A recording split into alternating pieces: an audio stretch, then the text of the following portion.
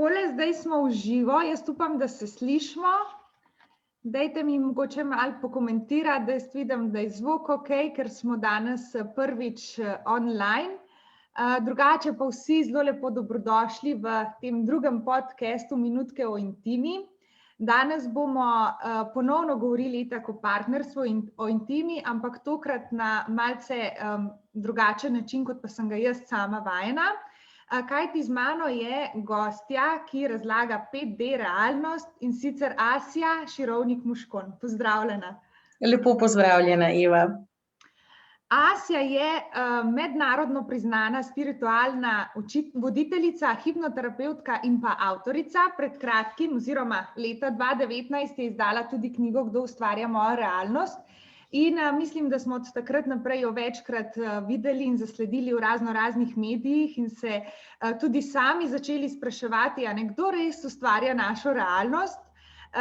Asja je nekdo, ki govori 7 tujih jezikov, tako da je res mednarodno priznana in je njeno delo v bistvu posvečeno iskanju človeške in pa dušne prvobiti in resnice. To se mi zdi eno pomembno delo, pomembno poslanstvo. Dvigovanju zavesti posameznika in pa kolektivnega dviga zavesti družbe. Jaz pa sem danes v bistvu želela z Asjo spregovoriti tudi o dvojini, o naših zemeljskih odnosih, o naši intimi.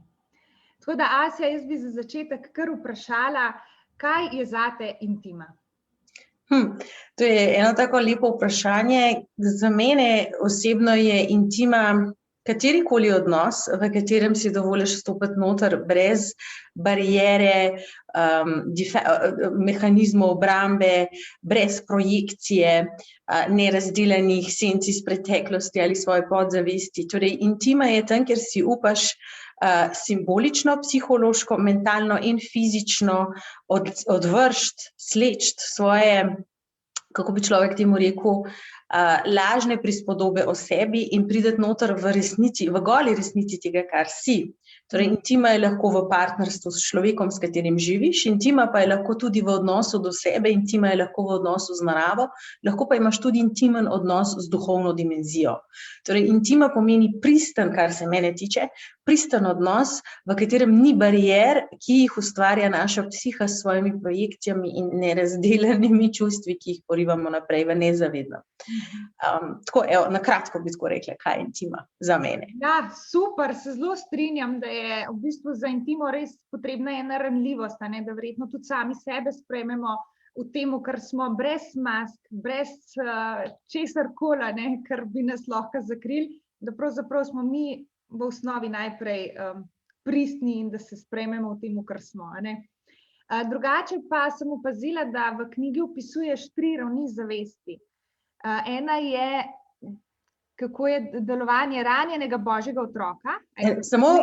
Torej, notranji otrok je nivo zavesti, potem pa je lahko ali ranjen ali pa božanski otrok. Tako. In pa stanje superzavesti, Ja, in pa materinska zavest. Kvantno polje, Na katero raven od teh, ali pa mogoče bi na vse 3 uvrstila intimo? Ali pa doživljanje intime, Pravzaprav, lahko, kako jo doživlja, torej, na nivoju otroka. Zdaj, ko govorimo o zavesti notranjega otroka, to je arhetip, ki se nahaja v naši podzavesti. To je čutni del našega bitja. Predvsem tukaj prevladuje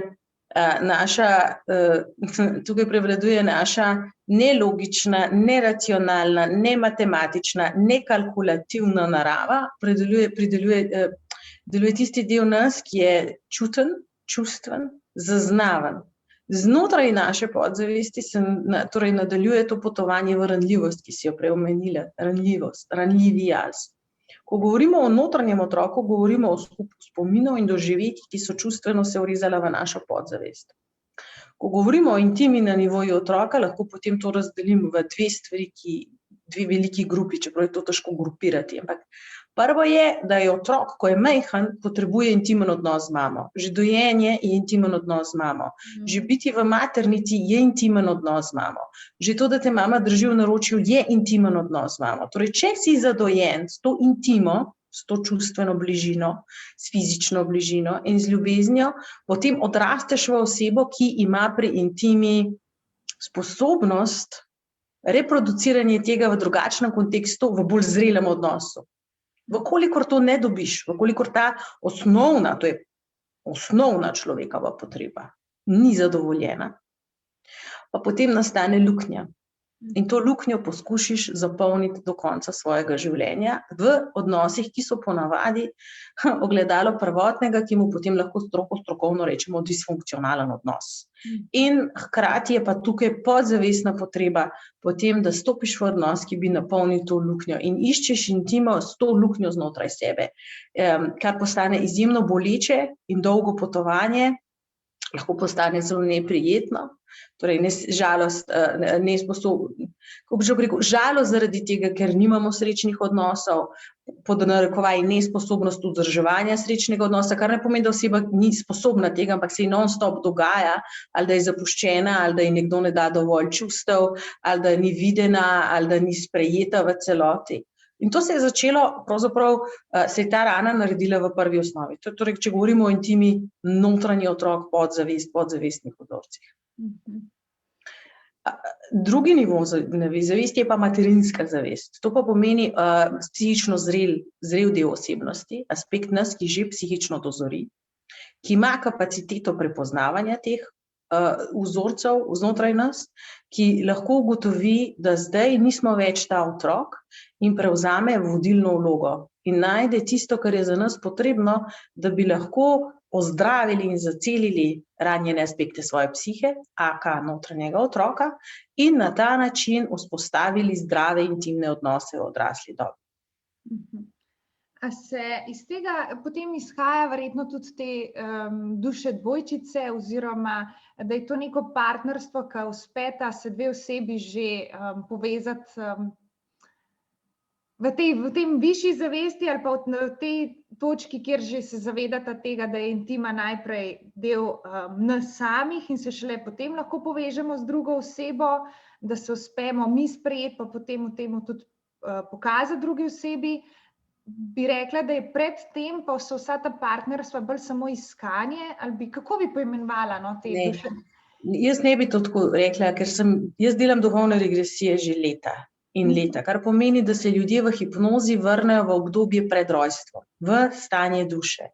In z tega vidika lahko vidijo, s katero dušo so se dogovorili, da se bojo v tej fizični inkarnaciji srečali in da so to njihove sorodne duše. Prvo bi rada poudarila eno stvar. Sorodna duša torej je nekdo, s katerim se skupaj inkarniraš v različnih življenjih, v različnih vlogah. Tukaj si lahko partner, v prejšnjem življenju brat in sestra, dva življenja. Zdaj, ko govorimo o twin flame, ko govorimo ponavadi tukaj je tendenca, da se ti dve duši inkarnirata vedno v odnosu. Twin flame, vedno v odnosu. In zdaj govorim spiritualnega nivoja, je nekje v karmi, kaj pomeni, nekje preteklem življenju je prišlo do nečesa, razhajanja, travme, bolečega, rip apart, karkoli, če se je to zgodilo, se potem ti dve duši iščeta skozi življenja.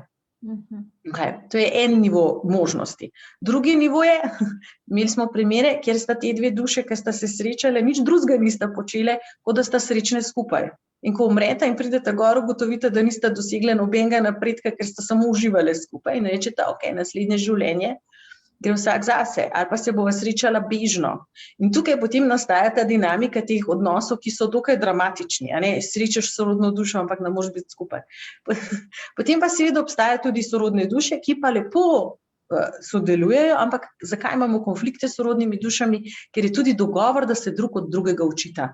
V zemlji, v svojem telesu.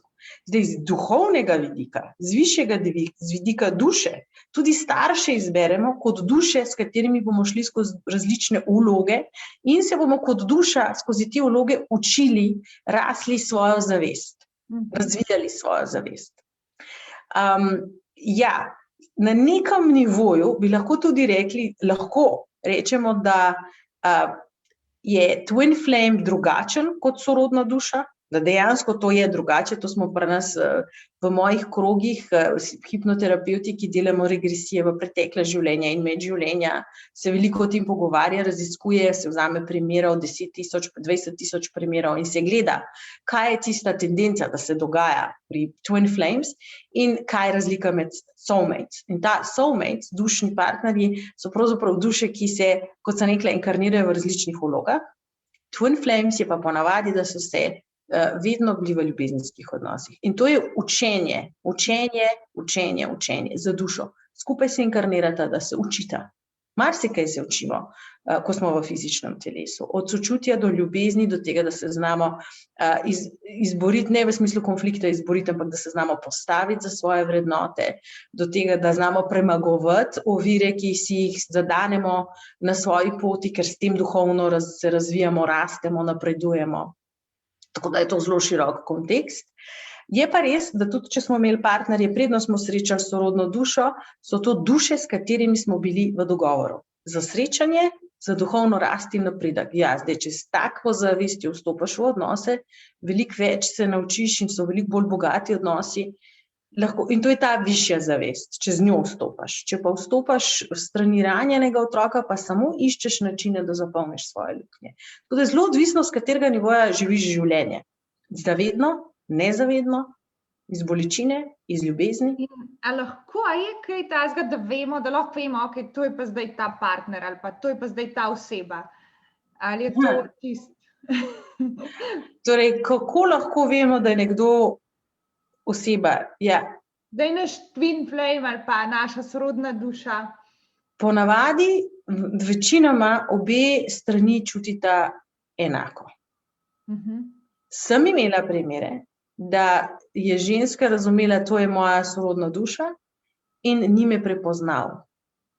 Sem imela primere in je to bilo boleče. Vendar je treba vedeti, da je tukaj vedno dušni dogovor. Okay. Torej, kako vemo, po eni strani bom uporabila en zelo preprost odgovor, enostavno veš. You know. To je čutiš. Se pravi, si moramo zaupati, da to, kar smo začutili, da smo to z razlogom, da to je. Tako, hkrati pa ljudje narobe razumejo, to, da je nekdo tvoja sorodna duša. Oprosti, ja, tlele sem sam po nesreči, ker. To, da je nekdo tvoja sorodna duša, še ne pomeni, da ne boste imela morda konfliktov ali pa dramatičnih zapletov. Sorodna duša samo pomeni, da ste s to dušo v dogovoru, da boste imela določeno izkušnjo skupaj. Lahko je izkušnja, za katero se skupaj potrudite in je čudovita, lahko pa ponavljamo lekcije skozi življenja in v vsakem življenju naredimo isto zgodbo. In potem naslednje življenje spet probamo to zgodbo popraviti. Če bo kaj drugače, ne? Smo kar vztrajni včasih v enih vzorcih. Zanima me še, če smo v zadnjem letu, ali po tem času korone, ko so bili tudi teli kolektivni premiki, sem slišala, da si govorila v intervjuju zadnjim z Dejanom Jaričem, da je to eno obdobje, nekaj kolektivnih sprememb ali pa spremembe kolektivne zavesti, danes se mi malo zatika. Skratka, a smo dosegli kakšne spremembe tudi v partnerstvu, a bi lahko rekla, da je to tudi prav na te naše, na to dvojino, na našo intimo vplivala ta sprememba? Tako. Mislim, definitivno je izziv lahko za ljudi, ko jih zakleneš skupaj. Razen, če si sviže zaljubljen, če si sviže zaljubljen, je fenomenalno. Dajo ti karantino in zaprejo te in ti se imaš top. To je najboljša stvar na svetu. Ja. Za ljudi, ki so pa recimo več let skupaj in so imeli lastne strese ali pa za kogarkoli drugega, je pa lahko to izziv, zaradi tega, ker si naenkrat sam. Izziv je že, ko te zaklenejo samega seboj. Ja. Mislim, Zdaj spet odvisno od nivoja zavesti. Izkušen meditant v Tibetu uživa v svoji jami in meditira, če pa daš zlikovca v zapor, pa on tam trpi. Pa imata oba isto eno luknjo, v kateri sedita. Torej, biti sam sabo je lahko pekel ali nebesa. In isto velja, če te zaklenejo skupaj z tvojim partnerjem. Treba je pa tudi razumeti kontekst, v katerem se zakleneš not. Eno je, če se zakleneš v romantično sobo in se ti ne da iti ven, drugo je pa, če ti ne moreš, če je strah, če je negotovost. Torej, vsa ta čustva lahko pridejo ven na plano in v partnerstvu se bojo zelo hitro odražala. In jaz sem imela dokaj lepo število ljudi, ki so imeli težave v partnerstvu, dokler niso ozavestili, kako handlati lastne občutke, bolečine, negotovosti in strahu, namesto da jih projiciraš na partnerja in jih on nazaj projicira na tebe. In potem iz tistega pekla trenutne stiske se naučiš to sproščati. Ponavadi je najlažje, najhitrejše, najboljše sproščanje A, ozaveščanje, B, fizično-kinetično sproščanje stresa iz telesa, kar je lahko od zavestnega sproščanja skozi šport do gibanja, torej releasing ali pa dihanja, torej da to odpustiš, in pa potem umirjeni pogovori s partnerjem, v katerem drug drugemu nudita oporo. In potem so ti isti odnosi doživeli popolno transformacijo in so se poglobili. In so šli v globino. Če smo se pripravljeni srečati s svojimi sencami, a ne namesto, da jih projiciramo v partnerja, potem imamo ves čas lahko eno delo in ene možnosti za rast. In tle nam tudi partnerstvo lahko zelo lepo služi pri tem. Če pa se samo projiciramo, pa verjetno se te bolečine sam nabirajo in je to verjetno tudi, če je še tako sorodna duša, so te izzivi lahko preboleči pa. Sorodna duša pomeni samo to, da se poznata odprej, da se globoko poznata, da se bosta hitreje odpustila kakšno stvar, da bosta skupaj rekla, tole je izziv, ampak bova zmagala in premagala. In da je podton želje potem, da si skupaj močnejši od izzivov. Izzivi pa bojo, ker zato smo kle. Zemlja so izzivi, ni najlažji planet za inkarnacijo. Kako pa mogoče kakšna partnerstva, kjer je samo eden motiviran za spremembo ali pa samo en čuti od teh, mogoče celo, ne vem, sta tudi sorodne duše, pa se poznata odprej, pa je vseeno samo ena duša odločena, da si želi neko spremembo, druga pa čaka. Ali je to tudi možno, ali so tako, da se res začutiš in rečeš, zdaj pa tle najino poslanstvo, da v tem času nekaj obrneva? Prvo je treba, tukaj, ko govorimo o dušah, je treba razumeti, da so duše ponavadi lahko enako napredovale skozi različne življenje in izkušnje. Lahko je ena duša bolj napredovala kot druga, ker je bolj aktivna, delovna, se angažira v življenjih, lažje premaguje izzive. Obstajajo tudi duše, ki kljub temu, da so se že veliko inkarnirale, se še niso veliko naučile, kot recimo nekdo, ki pač hodi v isti razred, ampak se mu ne ljubi učiti in se ostajajo na tistem nivoju. Zdaj, ponavadi sorodne duše so štartale skupaj, to pomeni, da so njihove začetne osnove bile skupne. Mogoče so se skozi določena življenja razvijale enako in takrat je to je dober tim. Se pa lahko zgodi, ampak to se ne zgodi v enem življenju, to se potem dogajalo že v prejšnjih življenjih, da je ena duša bolj, uporabila bom izraz napredna kot druga, da drugi duši ni do napredka, in se dogaja v svetu duš, vsaka duša ima svojo primarno skupino, s katero se skupaj inkarnira. Ko govorimo o partnerju, ko govorimo o sorodnih dušah, dajmo omeniti še the primary group, grupo, s katero se ti inkarniraš. V mojem primeru, moja skupina ni cela v Sloveniji. Eni so v New Yorku, ampak ko smo se srečali, smo se prepoznali. Enostavno, vem, da sem srečala nekoga, ki je prišel skozi vrata v Bostonu pri svojih 18 letih, sem bila takrat z mojo sestro in z mojim fantom, je prišel skozi vrata in se rekla, what took you so long? Kaj ti je tako dolgo vzelo? In je rekel, a končno, kle si. Poznamo se zelo dolgo. To je bil naš prvi pozdrav. Prvi pozdrav. Prijatelji, že 20 let, če danes pokličem in rečem, you know what, bo rekel, ok. Torej, to so ta prepoznavanja. Torej, tvoja skupina ni nujno, da so iz iste vasi, pa da ste celo življenje vsi na kupu. lahko se razpršite po tem planetu, lahko se srečujete v različnih kontekstih, lahko so to, ampak načeloma stara, tradicionalna zgodba je šla, da so to ljudje, s katerimi se preživi dosti časa skupaj, ampak ni nujno, lahko so tvoji co-travelers, s katerimi se inkarniraš, vrneš na zemljo. Zdaj, lahko se zgodi, to bi rada, zakaj to govorim, da če si ambiciozna duša, ki si izbira težje situacije, jih premaguje, skozi njih raste, obvladuje in potem celo drugim začne pomagati, lahko se zgodi, da morda prerastaš svojo skupino in ti potem dodelijo drugo skupino. Ampak to se ne zgodi naenkrat, to se dogaja skozi življenja. Se pa zgodi, da ima kdaj koga, ki je to življenje prelomno življenje. In je morda v tem, da zapušča skupino ali pa da se približuje novi skupini. In tukaj se lahko zgodi, to ni pravilo, ampak se lahko zgodi, da se potem sorodne duše razidejo, ali pa da bo 2-3 življenja ta duša čakala na tisto, ker mogoče bo glih to motivacija. To so tako globoki nezavedni procesi, da če nisi res not, če nisi imel teh regresij zavedno, morda dobiš par prebliskov ali pa par idej, ali pa se ti v sanjah morda kaj pokaže, ni pa tako, da se zdaj kar zbudiš in rečeš,